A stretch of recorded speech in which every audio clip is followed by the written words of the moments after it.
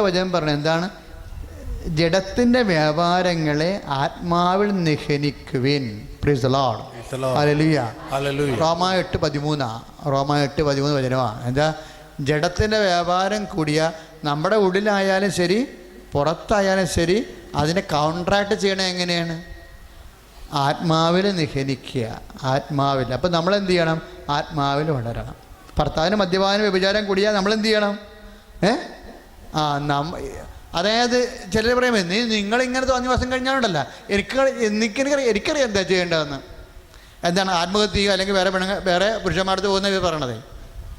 നിങ്ങളിങ്ങനെ തോന്നിവാസം തുടങ്ങി പിള്ളേരൊക്കെ വളരെ വരികയാണ്, എന്നെ കൊണ്ടൊന്നും പറയിപ്പിക്കരുത്. നിങ്ങളിങ്ങനെ തോന്നിവാസം തുടങ്ങി കഴിഞ്ഞിട്ടില്ല എനിക്കറിയാം എന്ത് ചെയ്യണമെന്ന് എന്ന് പറഞ്ഞാൽ അവരെന്താ ഉദ്ദേശിക്കണം?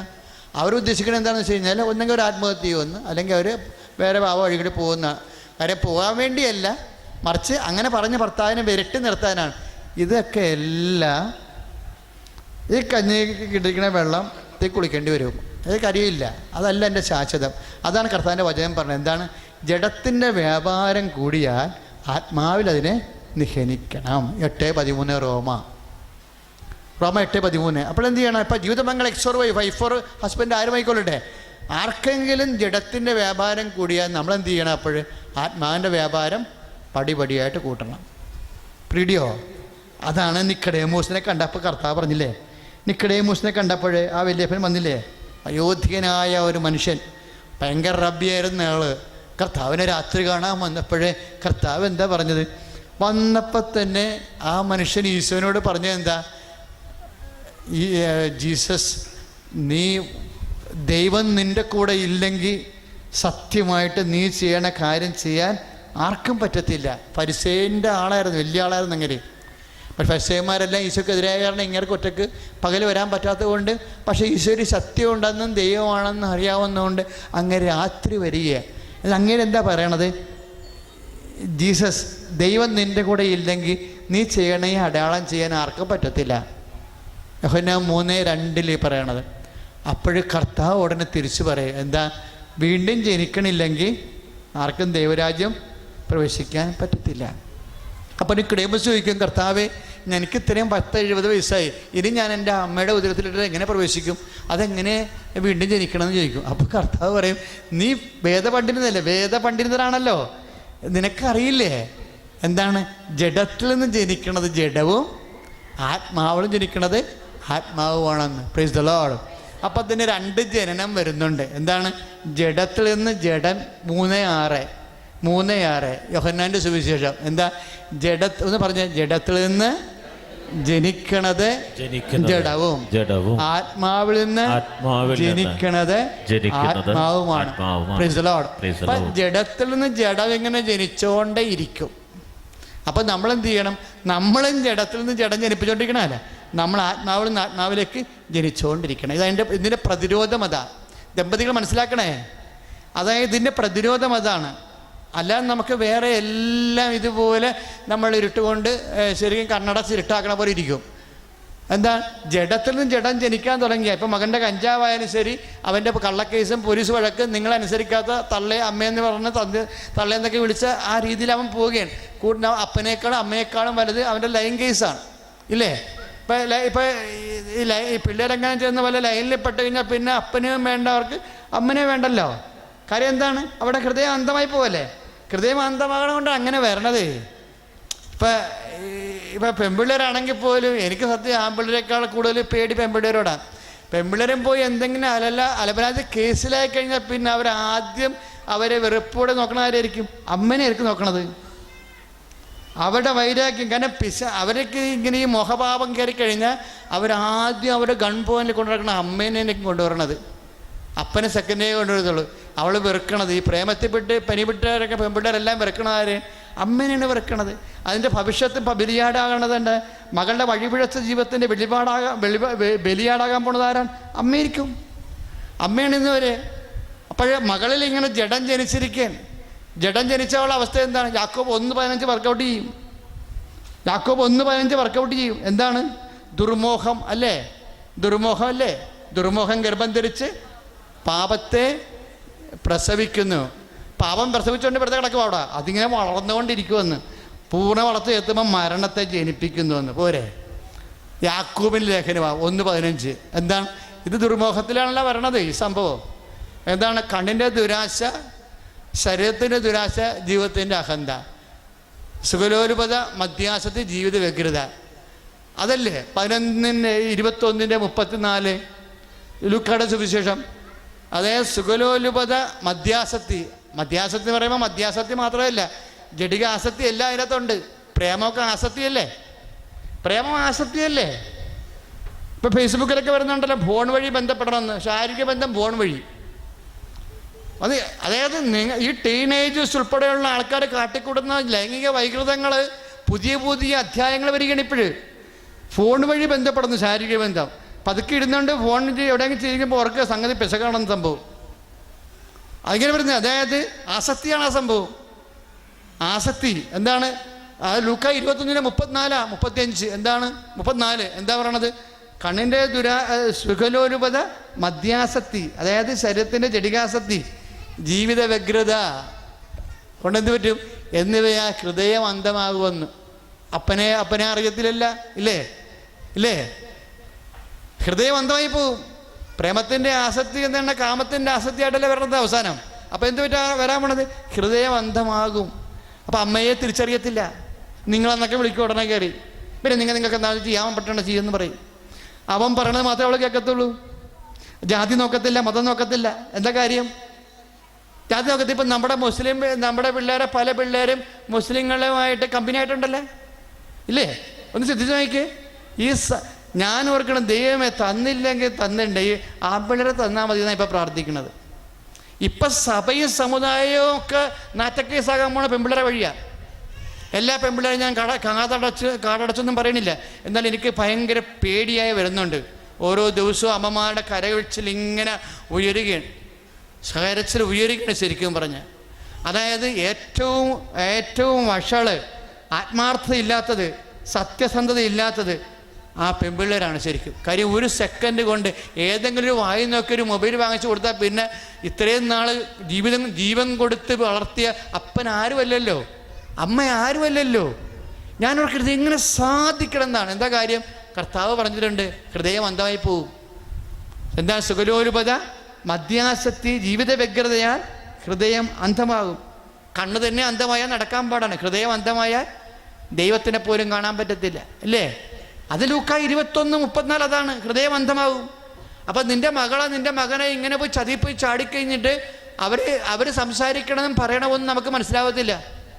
അങ്ങനെ വന്ന് ഇനി ഓർക്കേണ്ട എങ്ങനെയെന്നറിയാമോ? നല്ല കുഞ്ഞുങ്ങളാണ് ഇങ്ങനെ പോണതേ. അവർക്കറിയാം ഇത് തെറ്റാണെന്നറിയാം. പക്ഷെ അവരറിയാത്തൊരു മുഖവലയത്തിൽ ഇങ്ങനെ അകപ്പെട്ടിരിക്കുകയാണ്. അങ്ങനെ ജഡത്തിന്മേൽ ജഡമായിട്ട് വളരുകയാണ്. അപ്പം നമ്മൾ എന്ത് ചെയ്യണം? അമ്മമാരെ വേദനിക്കുന്നതിന് പകരം ജഡത്തിൽ നിന്ന് ജഡം ജനിച്ചുകൊണ്ടിരുന്നാൽ എന്ത് ചെയ്യണം? ആത്മാവിൽ നിന്ന് ആത്മാവിനെ ജനിപ്പിക്കണം. വേറൊരു മാർഗമില്ല പ്രതിരോധിക്കാൻ. അതിനെ പ്രതിരോധിക്കാനുള്ള മാർഗം എന്താണ്? യോഹന്നാൻ 3:6 ജഡത്തിൽ നിന്ന് ജനിക്കുന്നത് ജഡമാണ്, ആത്മാവിൽ ജനിക്കുന്നത് ആത്മാവും. ആത്മാവിൽ എങ്ങനെ ജനിക്കണത്? നീ വീണ്ടും ജനിക്കണമെന്ന് ആരോടാ പറയണത്? നിക്കോദേമോസിനോട്, വലിയ ബൈബിൾ പണ്ഡിതനോടാ പറയണത്. അങ്ങനെ ബൈബിൾ അരച്ച് കലക്കി കുടിച്ചു വെച്ചിരിക്കുകയാണ്. കർത്താവ് പറഞ്ഞു അങ്ങനെ കുടിച്ചു വെച്ചിട്ട് ഒരു പ്രയോജനമില്ല, വീണ്ടും ജനിക്കണമെന്ന് പറഞ്ഞു. നീ പണ്ഡിതനാണ്, കാര്യം ശരി, അങ്ങനെ ചെയ്തിട്ട് കാര്യമില്ല. എന്താ കാരണത്? വചനം ജീവിതത്തിലേക്ക് കൊണ്ടുവരണം, വീണ്ടും ജനിക്കണം. അപ്പം അദ്ദേഹം ചോദിച്ചു, how can I am so old, എനിക്കെങ്ങനെ തിരിച്ചിനി അമ്മയുടെ ഉദരത്തിൽ പോകാൻ പറ്റണത്? അപ്പോൾ കർത്താവ് പറഞ്ഞത് എന്താണ്? നീ കാറ്റതിന് ഇഷ്ടമുള്ള സ്ഥലത്തേക്ക് വീശുന്നു, സ്വരം മാത്രം നീ കേൾക്കണമെന്ന്. പരിശുദ്ധാത്മാവിലാണ് വീണ്ടും ജനിക്കണമെന്ന്. പരിശുദ്ധാത്മാവിൽ വീണ്ടും ജനിച്ച് നമ്മൾക്ക് എന്താണ് ആദ്യം കിട്ടിയത്? വിശ്വാസമാണ്, ഇല്ലേ? പരിശുദ്ധാത്മാവിൽ ആദ്യം ജനിക്കുമ്പോൾ കിട്ടണത് എന്താണ്? വിശ്വാസം. ആ വിശ്വാസമായിട്ടിരുന്നാൽ മതിയാ. വിശ്വാസമായിട്ടിരുന്നാൽ വരില്ല. ഈ റീബർത്ത് ഒരു പ്രോസസ്സാണ് ശരിക്കും പറഞ്ഞാൽ. എന്താണ്? എൻ്റെ ദൈവമേ, പത്രോസിനാണ് ഏറ്റവും കുറച്ച് വിദ്യാഭ്യാസമുള്ളത് ശിഷ്യന്മാരുടെ കൂട്ടത്തിൽ. പക്ഷേ ഏറ്റവും വലിയ കാര്യങ്ങൾ പറഞ്ഞിരിക്കുന്നത് അങ്ങേരാ പറഞ്ഞിരിക്കുന്നത്, പൗലോസ് അല്ല. അതായത് പത്രോസ് എന്താ പറഞ്ഞത്? നിങ്ങൾ ദൈവിക സ്വഭാവത്തിൽ പങ്കെടുക്കുവിനെന്ന്. Price the Lord. ദൈവിക സ്വഭാവത്തിൽ. അത് തന്നെയല്ലേ ഈശോ പറഞ്ഞത്? 2 പത്രോസിൻ്റെ 1:4 നിങ്ങൾ ആത്മാവിനെ ജഡത്തിനെ നിഹനിക്കണമെങ്കിൽ എന്ത് ചെയ്യണം? ദൈവിക സ്വഭാവത്തിൽ പങ്കെടുക്കാൻ ഷെയർ ദ ഡിവൈൻ നേച്ചർ. ദൈവിക സ്വഭാവം എങ്ങനെയാണ് ദൈവിക സ്വഭാവത്തിൽ പങ്കെടുക്കുന്നത്? വിശ്വാസത്തെ സുഹൃതം കൊണ്ടും, ഒന്ന് പറഞ്ഞേ, സുഹൃതത്തെ ജ്ഞാനം കൊണ്ടും, ജ്ഞാനത്തെ ആത്മസംയമനം കൊണ്ടും, ആത്മസംയമനത്തെ ക്ഷമ കൊണ്ടും, ക്ഷമയെ സഹോദര സ്നേഹം കൊണ്ടും, സഹോദര സ്നേഹത്തെ ഉപവി കൊണ്ടും പൂർണ്ണമാക്കാൻ. ഇതാണ് ഈശോ നിക്കോദേമോസിനോട് പറഞ്ഞത്. ആത്മാവിൽ നിന്ന് ജനിക്കണവൻ ആത്മാവാണ്. ഇപ്പം ജഡത്തിൽ നിന്ന് ജനിക്കുന്ന ജഡം കഴിഞ്ഞാൽ നമ്മളെന്ത് ചെയ്യണത്? നമ്മൾ ആ സമയത്ത് ആത്മാവിലും ജനിച്ച് ആത്മാവിനെ നിറഞ്ഞ് ആത്മാവിനെ പെരുക്കിക്കൊണ്ടിരിക്കണം. അതെങ്ങനെയാണ്? അത് പത്രോസ് പറഞ്ഞ പോലെയാണ്. എന്ത് ചെയ്യണം? വിശ്വാസത്തെ വിശ്വാസമായിട്ടിരുന്നിട്ട് കാര്യമില്ല. പിന്നെ എന്ത് ചെയ്യണം? വിശ്വാസത്തെ നീ പൂർണ്ണമാക്കണം. എങ്ങനെയാണ് നീ വിശ്വാസത്തെ പൂർണ്ണമാക്കണത്? 2 പത്രോസിൻ്റെ 2:1-5 എന്താ പറയണത്? വിശ്വാസത്തെ നീ പൂർണ്ണമാക്കണം. നിനക്ക് 50 വയസ്സുണ്ട് 60 വയസ്സുണ്ടോ എന്നൊരു കാര്യമില്ല. വിശ്വാസത്തെ നീ പൂർണ്ണമാക്കണം. എങ്ങനെ പൂർണ്ണമാക്കണത്? വിശ്വാസത്തെ സുഹൃതം കൊണ്ട്. Price the Lord, hallelujah. ആ വിശ്വാസത്തെ പൂർണ്ണമാക്കണം എങ്ങനെയാണ്? സുഹൃതം കൊണ്ട്. സുഹൃതം എന്ന് പറഞ്ഞാൽ എന്താ? സൽപ്രവർത്തികളെ, അല്ലേ? സുഹൃതം എന്ന് പറഞ്ഞാൽ എന്താണ്? സൽപ്രവർത്തികൾ. വിശ്വാസം വെച്ചുകൊണ്ടിരുന്ന കാര്യമില്ല, സൽപ്രവർത്തികൾ ഉണ്ടാവണം. സൽപ്രവർത്തികളുണ്ട് എന്ന് പറയുന്നത് ഇപ്പോൾ അമൃതാനന്ദമായി വീട് വെച്ച് കൊടുക്കണേ, ഇല്ലേ? സായി ബാബ ഉണ്ടായിരുന്ന കാലത്ത് ഹൃദയം മാറ്റി വെച്ച് കൊടുക്കുമായിരുന്നു. അതെല്ലാം സൽപ്രവർത്തികളാണ്. പക്ഷേ ആ സൽപ്രവർത്തികൾ കൃപാവര ഭജനം എന്ത് ചെയ്യുന്നറിയാവ? ഭജന സൽപ്രവർത്തികളെ 2ആയിട്ട് തിരിക്കും. കേവലമായ സൽപ്രവൃത്തി എന്ന് തിരിക്കും, വിശുദ്ധരുടെ സൽപ്രവൃത്തി എന്ന് തിരിക്കും. 2ആയിട്ട് തിരിക്കും. വചനം സൽപ്രവൃത്തിയെ 2ആയിട്ട് തിരിക്കും. എന്തെന്ന് പറയും? ഒന്ന് കേവലമായ സത്പ്രവൃത്തി. ലയൺസ് ക്ലബ്ബുണ്ട്, അല്ലേ? എന്തല്ല രാമവർമ്മ ക്ലബ്ബുണ്ട്. അതുപോലെ തന്നെ വേറെ എന്തെല്ലാം തരത്തിലുള്ള ക്ലബ്ബുകളുണ്ട്, YMCA ഉണ്ട്. അതുപോലെ ഓരോ സാമൂഹ്യ സംഘടനകൾ അവരെല്ലാം ചെയ്യണ നല്ല പ്രവൃത്തിയാണ്, അല്ലേ? കണ്ണിൻ്റെ കാഴ്ച കണ്ണട വാങ്ങിച്ചു കൊടുക്കണു, ക്യാമ്പ് നടത്തുന്നു, അങ്ങനെ പല കാര്യങ്ങൾ ചെയ്യാം. കുറേ ആൾക്കാർ ഇപ്പോൾ മമ്മൂട്ടി വരെ കുഞ്ഞു പിള്ളേരുടെ ഹൃദയത്തിന് വേണ്ടി ശസ്ത്രക്രിയയൊക്കെ ചെയ്യുന്നുണ്ടെന്ന് പൈസ കൊടുക്കണമെന്ന് കേട്ട്. എന്തും ആയിക്കോട്ടെ, അങ്ങനെ കുറേ അധികം സൽപ്രവൃത്തികളുണ്ട്. ആ സൽപ്രവൃത്തികളെക്കുറിച്ചല്ല ബൈബിൾ പറയണത്. വിശുദ്ധരുടെ സൽപ്രവൃത്തിയെന്ന് തിരിച്ചു പറയും. വിശുദ്ധരുടെ സൽപ്രവൃത്തിയുടെ ലക്ഷ്യം എന്താണ്? അത് യേശുവിൻ്റെ നാമത്തിലായിരിക്കും, ഇല്ലേ? അതാണ് വെളിപാട് 19:9. വിശുദ്ധരുടെ സൽപ്രവൃത്തികളായിരുന്ന നിർമ്മല വസ്ത്രം, മറ്റെല്ലാം അഴുക്കായ വസ്ത്രമാണെന്ന്. വെളിപാട് വളരെ കറക്റ്റാണ് കാര്യത്തിൽ. സൽപ്രവൃത്തിയെ കൊണ്ട് പറഞ്ഞ സുഹൃതം പറഞ്ഞില്ലേ? ഇപ്പം വിശ്വാസത്തെ നമ്മൾ എന്ത് ചെയ്യണമെന്നാണ് പറഞ്ഞത്? വിശ്വാസത്തെ സുഹൃതം കൊണ്ട് പരിപോഷിപ്പിക്കുക. സുഹൃതം എന്ന് പറയുന്നത് നന്മപ്രവൃത്തി എന്ന് പറയുന്നത് വചനം പറയും വിശുദ്ധരുടെ സൽപ്രവൃത്തി എന്ന് പറയും. വിശുദ്ധരുടെ സൽപ്രവൃത്തിയുടെ പ്രത്യേകത എന്താണ്? അത് നിർമ്മല വസ്ത്രമാണെന്ന്. വിശുദ്ധരുടെ സൽപ്രവൃത്തി നിർമ്മല വസ്ത്രമാണ്. ഇപ്പം മമ്മൂട്ടി കുഞ്ഞുങ്ങൾക്ക് ഇപ്പം അല്ലെങ്കിൽ സിനിമാ നടന്മാർ ഇപ്പം കവിയൂർ പൊന്നമ്മയൊക്കെ കുഞ്ഞുങ്ങളുടെ തെരുവ് കുഞ്ഞുങ്ങളെ എടുക്കണില്ലേ? എടുത്തിട്ട് കൃഷ്ണ അയ്യരൊക്കെ ആയിട്ട് എറണാകുളത്ത് നോക്കുമ്പോൾ അവിടെ പോസ്റ്റർ കാണുന്നില്ലേ? അപ്പോൾ ഇത് കണ്ടിട്ട് എൻ്റെ കൂട്ടുകാരൻ എന്നോട് പറഞ്ഞേ, ഇത് ടാക്സ് വെട്ടിപ്പാണെന്ന്, ഇത് ഗവൺമെൻറ് ടാക്സ് അടക്കാതിരിക്കാൻ വേണ്ടി കുഞ്ഞുങ്ങളെ പിടിച്ച് കാണിക്കണമെന്ന് പറയും. ശരിയോ തെറ്റോ നമുക്കറിയത്തില്ല. പക്ഷെ ഇതിൻ്റെ പിന്നിൽ വെട്ടിപ്പൊക്കെ വരുത്തി. ലോകത്തിലുള്ള എല്ലാ സൽപ്രവർത്തികളുടെ പിന്നിലും വെട്ടിപ്പണക്കമുണ്ട്. സർക്കാരിനെ വെട്ടിക്കുന്നുണ്ട് ആത്മാർത്ഥമായിട്ട്. ഓരോ ടെസ്റ്റൊക്കെ ഉണ്ടാക്കിയിട്ട് ഒരാൾക്കാർക്ക് ഓരോ കാര്യങ്ങളില്ലേ ഇല്ലേ? അപ്പം അത് നിർമ്മലമല്ല, മലമുള്ള പ്രവൃത്തി, അഴുക്കുള്ള പ്രവൃത്തിയാണെന്ന്. അഴുക്കുള്ള പ്രവൃത്തി. അതായത് ടാക്സ് വെട്ടിക്കാനും മറ്റേ ആൾക്കാരുടെ കണ്ണിൽ പൊടിയിടാനും വേണ്ടി കുറേ നന്മ പ്രവൃത്തി ചെയ്ത് കൂട്ടണത്. അതല്ല വിശുദ്ധയുടെ പ്രവൃത്തി, അതല്ല. വിശുദ്ധയുടെ പ്രവൃത്തി എന്ന് പറയുന്നത് വെളിപാട് 19:9. എന്താണത്? അത് എന്ന് പറയണത് വിശുദ്ധരുടെ സൽപ്രവർത്തികളാകുന്ന നിർമ്മല വസ്ത്രം, കൃപയുടെ വസ്ത്രമാണ്. അതായത് മലമില്ലാത്ത അഴുക്കില്ലാത്ത വസ്ത്രം. മറ്റുള്ളതിനകത്ത് അഴുക്കുണ്ട്. എന്താണ്? സ്വന്തം കാര്യം, അല്ലേ? സ്വന്തം കാര്യം, ലാഭം, ആളാകുക, നാട്ടുകാരെ കൊണ്ട് ഒരു പേരെടുക്കുക എന്നുള്ളതാണ്. അതൊക്കെ അഴുക്കായി. അപ്പം തന്നെ അഴുക്കായി. ഈശോ എന്താ പറയണത്? നിൻ്റെ വലത് കൈ ചെയ്യണത് എന്താണെന്ന് ഇടത് കൈ അറിയാതിരിക്കട്ടെ എന്ന് പറയുമ്പോൾ എന്താണ്? മലമാകാതിരിക്കട്ടെ എന്നാ പറയണത്, അഴുക്കാകാതിരിക്കട്ടെ എന്നാണ് ഈശോ പറയണത്. അങ്ങനെയുള്ള പ്രവൃത്തികൾ കൃപാവര പ്രവൃത്തികളാണ്. ഈ കൃപാവര പ്രവൃത്തികൾ എന്ന് പറയുന്നത് എന്തിന് പ്രത്യേകത എന്താണ്? യേശുക്രിസ്തുവിൻ്റെ നാമത്തിൽ മാത്രം ദൈവത്തിൻ്റെ മഹത്വത്തിന് വേണ്ടി ചെയ്യുന്ന പ്രവൃത്തികളാണ്. പിടിയോ? ഇപ്പം നിങ്ങൾ ഞാൻ ഇത്രയും പൊളിച്ചു പറയാൻ കാര്യം അറിയാമോ? നമ്മളെല്ലാവരും നല്ല പ്രവൃത്തി ചെയ്യണ ആൾക്കാരാണ്, ഇല്ലേ? നല്ല പ്രവൃത്തി ചെയ്യണ ആൾക്കാരാണ്. ഇപ്പം നമ്മുടെ വീടുകളിലൊക്കെ വന്ന് പഴയ വസ്ത്രം ചോദിക്കണില്ലേ? പഴയ വസ്ത്രം, പാൻറ്, സാരി എല്ലാം എടുത്തു കൊടുക്കും. ഇപ്പം ഞാൻ എൻ്റെ കുടുംബ യൂണിറ്റിൽ ചെന്നപ്പോൾ പറഞ്ഞ്, എൻ്റെ അച്ഛാ ഇപ്പോഴും നീ നല്ല വസ്ത്രമൊക്കെ എടുത്ത്, ഇപ്പോൾ വസ്ത്രമൊക്കെ നമ്മൾ ആൾക്കാരെ സഹായിക്കുന്നുണ്ട് അച്ഛാ. അപ്പം ഈ സൽപ്രവർത്തന കാര്യം പറഞ്ഞപ്പോഴാണ് ചേട്ടത്തിമാർ പറയണത്, അച്ഛാ ഇപ്പോൾ പണ്ടത്തെ പോലെ ആൾക്കാർ ഒത്തിരി പേര് എല്ലാവരെയും സഹായിക്കുന്നുണ്ട്, വസ്ത്രമൊക്കെ എടുത്ത് സാരിയും പാൻസും ഒക്കെ ഇട്ടുണ്ട്, അതായത് ഫിറ്റാകാത്ത പാൻസും ഒന്നിട്ടു എടുത്ത പാകമാകാത്ത ഷർട്ട് എല്ലാം കൊടുക്കുന്നുണ്ട്.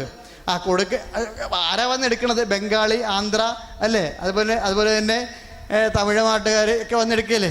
എടുത്തിട്ട് നമ്മൾ കൊടുക്കും. നമ്മൾ കൊടുക്കാൻ എൻ്റെ ഉദ്ദേശം, നമ്മൾ കൊടുക്കുമ്പോൾ നമ്മൾ വിചാരിക്കണത് വീട്ടിൽ നിന്ന് ഈ സംഭവം മാറിക്കിട്ടെന്നാണ് പറയണത്. ഇതെല്ലാം നമ്മുടെ വീട്ടിൽ നിന്ന് മാറിക്കിട്ട് ഇതെല്ലാം കൂടി ഇപ്പോൾ അലമാരി തുറക്കുമ്പോൾ തന്നെ അമ്മ പ്രാകാൻ തുടങ്ങും, ഒന്നെങ്കിൽ ഒരു അലമാരി മേടിക്കണം, അല്ലെങ്കിൽ ഇതെല്ലാം കൊണ്ട് ഒരെണ്ണം കത്തിച്ച് കളയണം. അപ്പോൾ അങ്ങനെയുള്ള സാധനമാണ് ഈ ബംഗാളിക്ക് കൊടുക്കുന്നത്. അവർ നമ്മളെക്കാൾ വില്ലന്മാരാണ്. അവർ കൊണ്ടുപോയി മൈതാനത്തൊരു ടെൻ്റ് അടിച്ചിരിക്കുകയാണ്. പല ബംഗാളികളും പല തമിഴ്നാട്ടുകാർ നമ്മുടെ നിന്ന് എടുക്കുന്ന സെക്കൻഡ് ഹാൻഡ് സാധനം കൊണ്ടൊരു ടെൻ്റ് അടിച്ചിരിക്കുക.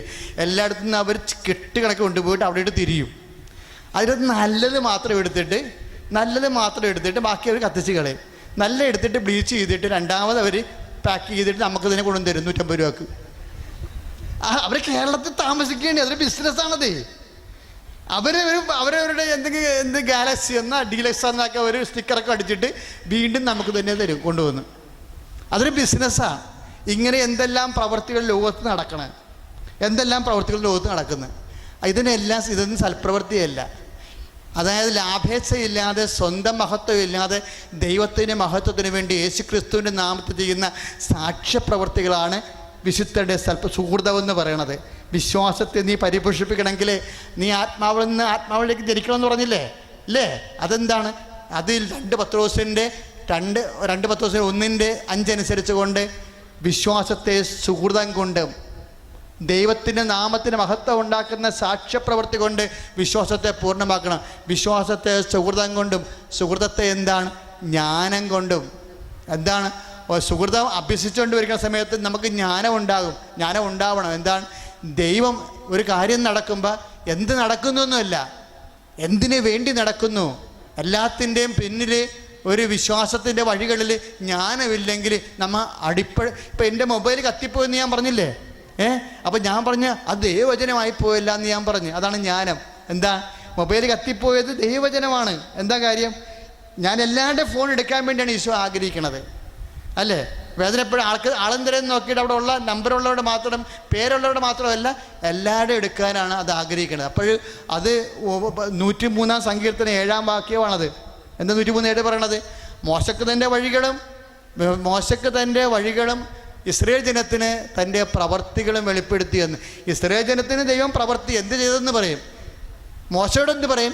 എന്തിനു വേണ്ടി ചെയ്തെന്ന് പറയും. എന്തിനാണ് എൻ്റെ മൊബൈൽ കത്തിച്ച് കളഞ്ഞത്? നീ എല്ലാവരുടെ നമ്പറും നീ എടുക്കാൻ വേണ്ടിയാണ് ഞാൻ നിൻ്റെ മൊബൈൽ കഴിയുന്നത്. അതാണ് ജ്ഞാനമെന്ന് പറയുന്നത്. വിശ്വാസം ഉണ്ടായാൽ മാത്രം ജീവിക്കാൻ പറ്റത്തില്ല. ജീവിതത്തിൽ സംഭവിക്കേണ്ട ഒരു വിഷയം എന്തിനു വേണ്ടിയാണ് ദൈവം ചെയ്തതെന്ന് അറിയണം.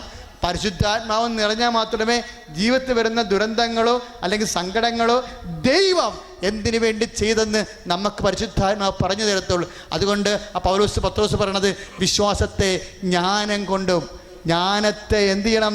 ജ്ഞാനത്തെ ഭക്തി കൊണ്ടും. ഈ വിശ്വാസത്തിൽ നിന്ന് ഉണ്ടാകുന്ന ജ്ഞാനത്തിലുള്ള ആണ് ഭക്തി എന്ന് പറയുന്നത്. നമ്മളിപ്പോൾ കാണിക്കണ കാര്യം ഈ ഭക്തി എന്ത് ചെയ്യണം? ഭക്തിയെ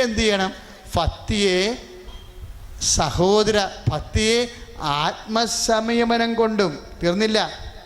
ഇപ്പം നമ്മൾ സംസാരിക്കുന്ന സബ്ജക്റ്റ് എന്താണ്? ആ വല്യമ്മച്ചിയുടെ ആ ചേച്ചിയുടെ ഭർത്താവ് വ്യഭിചാരം വെള്ളവടിയും തുടങ്ങിയെന്ന് പറഞ്ഞില്ലേ? അതിൻ്റെ മറുകൃതി എന്താ പറയുക? അത് ജഡത്തിൽ നിന്ന് അയാൾ ജഡത്തിലേക്ക് ജനിച്ചുകൊണ്ടിരിക്കുകയാണ്. അപ്പം നമ്മളെന്താ ചെയ്യേണ്ടത്? ആത്മാവിൽ നിന്ന് ആത്മാവിലേക്ക് ജനിച്ചുകൊണ്ടിരുന്നിട്ട് അതിനെ പ്രതിരോധിക്കണമെന്ന്. പിടികിട്ടിയോ? അതാണ് സംഭവം. സബ്ജക്റ്റിൽ നിന്ന് ആരും പോകരുത്. ആത്മാവിൽ നിന്ന് ഈ ചേച്ചിയുടെ ഭർത്താവ് ജഡത്തിൽ നിന്ന് ജഡത്തിലേക്ക് പുരോഗമിച്ചുകൊണ്ടിരിക്കുകയാണ്. അപ്പം നമ്മളെന്ത് ചെയ്യും? നമ്മളും ജഡത്തിൽ നിന്ന് ജഡത്തിലേക്ക് പുരോഗമിച്ചു കഴിഞ്ഞാൽ ഓരോരുത്തരും എത്തത്തില്ല. മറിച്ച് എന്ത് ചെയ്യണം? നമ്മൾ ആത്മാവിൽ നിന്ന് ആത്മാവിലേക്ക് അതേ കോമ്പറ്റീവ് സ്പിരിറ്റ് തന്നെ നമ്മൾ സമാന്തരമായിട്ട് പുരോഗമിക്കണം. ഇപ്പം എന്താ എത്തിയിരിക്കണത്? വിശ്വാസത്തെ ജ്ഞാനം കൊണ്ട്, വിശ്വാസത്തെ സുഹൃതം കൊണ്ടും, സുഹൃതത്തെ ജ്ഞാനം കൊണ്ടും. ജ്ഞാനത്തെ എന്താണ്? ജ്ഞാനത്തെ ഭക്തി കൊണ്ടും. നമുക്ക് ഡിവോഷൻ സമർപ്പിക്കണ ദൈവത്തിൻ്റെ സ്നേഹമില്ലേ? ദൈവത്തിനെ സ്നേഹിക്കുന്ന പ്രാർത്ഥന എല്ലാം ഭക്തിയാണ്. ഭക്തിയെ എന്ത് ചെയ്യണം? ഭക്തിയെ കൊണ്ട് അവസാനിക്കണില്ല. ഭക്തിയെ എന്ത് ചെയ്യണം? ഭക്തിയെ ആത്മസംയമനം കൊണ്ടും. ഭക്തി കൂടിക്കഴിഞ്ഞാൽ ആത്മസംയമനമില്ല, പണി കിട്ടും. ഭക്തി കൂടിക്കഴിഞ്ഞാൽ ആത്മസംയമനമില്ല. എന്താണെന്ന് പറയുക, ഇപ്പം ആ ഫരിസേയൻ്റെ കഥയില്ലേ 18:12, ഫരിസേയൻ ലൂക്കായുടെ സുവിശേഷം 18:12 എന്താണ് അയാളെ വന്ന് പറഞ്ഞത്? കർത്താവിൻ്റെ മുമ്പിൽ നിൽക്കണ അയാളെ, ദൈവത്തിൻ്റെ മുമ്പിൽ അയാളെ പ്രാർത്ഥിക്കുകയാണ്, ഭക്തിപൂർവ്വം പ്രാർത്ഥിക്കണം ആ മനുഷ്യൻ. അയാളെന്താ പ്രാർത്ഥിക്കണത്? ഞാൻ ആഴ്ചയിൽ 2 പ്രാവശ്യം ഉപവസിക്കുന്നു, എല്ലാത്തിൻ്റെ ദശാംശം കൊടുക്കുന്നുണ്ടെന്ന്. ഈ നിൽക്കണ ചുക്കക്കാരനെപ്പോലെ അല്ലെന്ന് കണ്ടില്ലേ? അയാൾക്ക് എന്താ അവിടെ സംഭവിച്ചിരിക്കണത്? ഈ നിൽക്കണ അപ്പോൾ കോമ്പറ്റീഷൻ ആയില്ലേ? അയാൾ ഭക്തി കൊണ്ട് വലിയ കോയ്മ പ്രാപിച്ചിരിക്കുക, ഭക്തി മുതലാളി അയാൾ ശരിക്കും. എന്നിട്ട് മറ്റുള്ളവരെ ഇടിച്ചു താത്തി. അതിനാണ് ആത്മസംയമനം. ഭക്തി കൊണ്ട് വർത്തിക്കുമ്പോൾ നിനക്ക് സ്വകാര്യ അഹങ്കാരം ഉണ്ടാവും. സ്വകാര്യ അഹങ്കാരം ഉണ്ടാവും ഭക്തി വർത്തിക്കുമ്പോൾ. നിന്റെ നാത്തുവിനെ പോലെ ഇപ്പം നിന്റെ ചില ചെടുത്തിമാരെ കെട്ടിയെടുത്ത് കൃപാസഹിത പിന്നെ എന്താണെന്നറിയാവോ? അവരുടെ ചെടുത്തിമാരെ IMSC പോണതുകൊണ്ടാണ്. മനസ്സിലായല്ലേ? ചില ചെടുത്തിമാരെ കെട്ടിയെടുത്ത് കൃപാസനത്തിന് പിന്നെ എന്താണ്? അവളായിട്ട് IMSC പോയി സംഭവിപ്പിക്കുന്നുണ്ട്. അപ്പം നമ്മൾ വെറുതെ എന്നാൽ മക്കും പറ്റത്തില്ല. ഞാൻ നമുക്കും വേഗം കൃപാസനത്തിലെന്ന് അവിടെ ആകുമ്പോൾ പിന്നെ അത്രയും അധികം കാശ് ചിലവില്ലല്ലോ അന്ന്. അതുകൊണ്ടാണ് അത് കെട്ടിയെടുത്ത് ഇവിടെ തന്നെ. എന്നിട്ട് വണ്ടിക്കാശ് ചിലവില്ലല്ലോ ഞാൻ ഉദ്ദേശിച്ചത്. നിങ്ങൾ വേറെ ഒന്നും ഉദ്ദേശിക്കേണ്ട കാര്യമില്ല അതിൻ്റെ ഇടയ്ക്ക്. അപ്പോഴേ വണ്ടിക്കാശ് കുറവില്ല. അപ്പോഴേ അതൊരു കോമ്പറ്റീഷൻ ബേസിൽ അവർ ചെയ്യണം. അങ്ങനെ ഒരു കോമ്പറ്റീഷൻ ബേസിൽ. അപ്പോൾ എന്താ ആത്മസംയമനം വേണമെന്നാ ഈ വിഷയത്തിൽ, ആത്മസംയമനം. അതുകൊണ്ട് അത് ഭക്തി വരുമ്പോൾ ചില സമയം ഈ എന്ത് പറഞ്ഞ പൗലോസ് അപ്പോസ്തലൻ പറഞ്ഞ കേട്ടില്ലേ 6:10 എഫെസ്യൻസ്, അതായത് ഉന്നതങ്ങളിൽ പോലും അധിവസിക്കുന്ന തിന്മയുടെ ശക്തി എന്ന്. ആത്മീയ വ്യാപാരങ്ങളൊക്കെ പറയുമ്പോഴേ ഉന്നതങ്ങളിൽ പോലും അധിവസിക്കുന്ന ഉന്നതങ്ങൾ സ്വർഗീയ ഉന്നതങ്ങളല്ലേ, സ്വർഗീയ ഇടങ്ങളിൽ പോലും അധിവസിക്കണ തിന്മയുടെ ശക്തി എന്ന് പൗലോസ് അപ്പോസ്തലൻ പറയും. അപ്പോൾ സ്വർഗീയ വിശുദ്ധനായി കഴിഞ്ഞാൽ പോലും ഒരു സ്വകാര്യ പ്രൈഡ് ഉണ്ടാകുമെന്നാണ് പറയണത്. പോരെ, വിശുദ്ധന്മാരിലേക്ക് വന്നാൽ പോലും ഞാൻ മറ്റുള്ളവരെ പോലെ അല്ല, ഞാനിത്തിരി കൂടിയ സൈസാണ്, കേമനാണ്, അവരൊക്കെ മ്ലേച്ഛന്മാരാണെന്ന രീതിയിലുള്ള ഒരു സ്വകാര്യ പ്രൈഡ്. അതാണ് ആത്മസംയമനം.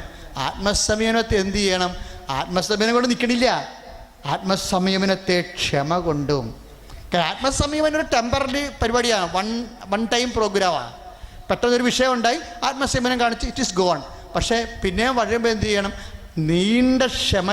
നീണ്ട ആത്മസംയമനങ്ങൾ, ദീർഘകാലത്തെ ആത്മസംയമനങ്ങൾ. എൻ്റെ ദൈവവേദനെ അച്ഛനിലൂടെ ഈശോ എന്താ സംസാരിക്കണത്? ആത്മാവിൽ നിന്ന് ആത്മാവിലേക്ക് എങ്ങനെ വളരണമെന്നല്ലേ? ജഡത്തിൽ നിന്ന് ജഡത്തിലേക്ക് നിന്റെ മകളും മകനും ഒക്കെ വളർന്നു വരുമ്പോൾ നീ എന്താണ് ചെയ്യേണ്ടതെന്നാണ് കർത്താവ് പറയുന്നത്. നീ എന്ത് ചെയ്യണം? ആത്മാവിൽ നിന്ന് ആത്മാവിലേക്ക് ഒരു മത്സരബുദ്ധി വളരണം. അപ്പോൾ എന്ത് ചെയ്യണമെന്ന് നീ പറയണത്? ആത്മസംയമനത്തെ ക്ഷമ കൊണ്ടും. എന്താണ്? പ്രാർത്ഥിച്ച് സ്നേഹിക്കുന്ന അതായത് സഹിക്കുന്ന കാത്തിരിക്കുന്ന സ്നേഹത്തിനാണ് ഈ ക്ഷമയെന്ന് പറയണത്. കാത്തിരിക്കണ, എല്ലാം ശരിയാവെന്ന് പറഞ്ഞ് കാത്തിരിക്കണ സ്നേഹമില്ലേ, അതിനാണ് ക്ഷമ. ക്ഷമയെ എന്തു ചെയ്യണം? സഹോദര സ്നേഹം കൊണ്ടും. അപ്പോഴും നമ്മൾ എന്തെല്ലാം വിഷയം? സഹോദര സ്നേഹത്തെ വിട്ടു നിൽക്കരുത്. സഹോദര സ്നേഹത്തെ ഉപവി കൊണ്ടും. ഉപവി അവസാനമാണ് വരണത്. ഉപവി എന്ന് പറഞ്ഞാൽ എന്താ? ഉപവി കൊണ്ടും. ഞാൻ രോഗിയായിരുന്നു, നിങ്ങൾ എന്നെ സന്ദർശിച്ചു. ഞാൻ കാരാഗൃഹവാസിയായിരുന്നു, നിങ്ങളെന്നെ വന്ന് കണ്ടുവന്നൊക്കെ യോഹന്നാൻ്റെ മത്തായിയുടെ സുവിശേഷം 25:35 പറയത്തില്ലേ? അതാണ് ഉപവി. എന്താണ്? എല്ലാ വേദനയും രോഗങ്ങളും കഷ്ടപ്പാടുകളും വേദന അനുഭവിക്കുന്നവരെല്ലാം ഈശോയായിട്ട് കണ്ടുകൊണ്ട് ഈശോൻ്റെ നാമത്തിൽ ഈശോയുടെ നാമമഹത്വത്തിന് വേണ്ടി നമ്മൾ സമർപ്പിക്കുന്നതാണ് ഉപവി എന്ന് പറയുന്നത്. ഉപവിയിലേക്ക് വരുമ്പോൾ എന്ത് പറ്റും? നമ്മൾ ആത്മാവിൽ നിന്ന് ആത്മാവിലേക്ക് കർത്താവ് പറഞ്ഞു യോഹന്നാൻ്റെ 3:6 അനുസരിച്ച് കൊണ്ട് ആത്മാവിൽ ജനിക്കുന്നത് ആത്മാവാണെന്ന്. അവസാനം റോമർ 8:13 അനുസരിച്ച് കൊണ്ട് ജഡത്തിൻ്റെ വ്യാപാരങ്ങളെ ആത്മാവിൽ നമ്മൾ നിഖനിക്കും. കൈയടിച്ച് കർത്താവ്